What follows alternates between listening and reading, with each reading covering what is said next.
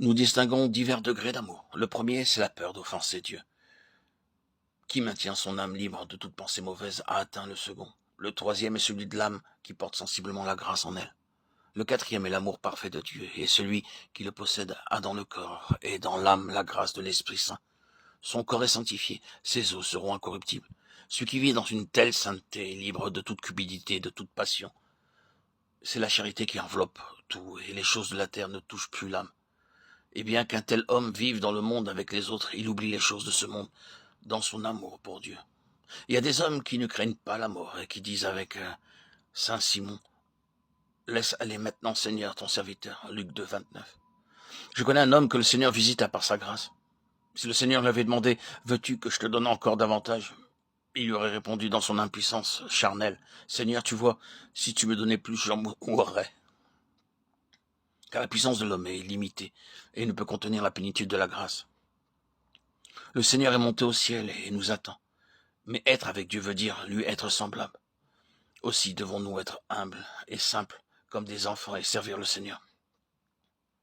Alors un jour, nous serons avec lui dans le royaume des cieux, car il est dit, là où je suis, là aussi sera mon serviteur. Jean 12, 26.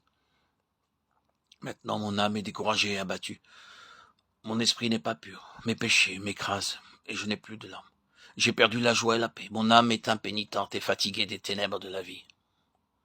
Saint Pemène le Grand a dit, notre volonté s'élève comme une muraille de fer entre nous et Dieu et empêche que nous puissions nous unir à lui et voir sa grâce. Que m'est-il arrivé? Comment puis-je retrouver ce que j'ai perdu? Qui me chantera le chant que j'aimais depuis mon enfance, le cantique de l'ascension du Seigneur? J'écouterai ce chant avec des larmes, car mon âme est triste.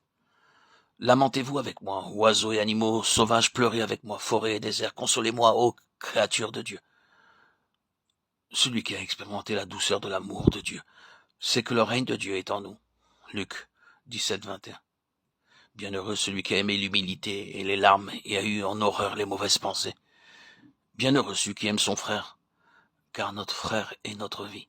Qui aime un frère a dans son âme, d'une manière sensible, l'Esprit de Dieu, qui lui donne paix et joie, lui donne ses larmes pour le monde entier. Je ne puis me taire au sujet des hommes pour qui souffre mon âme, je les aime à en pleurer, je prie pour eux avec des larmes. Je ne puis taire mes frères, je ne puis cacher la bonté de Dieu et ne pas vous mettre en garde contre les astuces du malin. Il n'est pas de plus grand bonheur que d'aimer Dieu de tout son cœur, de toute son âme, et le prochain comme soi-même, selon le commandement du Seigneur. Matthieu 22, 37. Celui qui a dans son cœur cet amour, sans la joie en toute chose.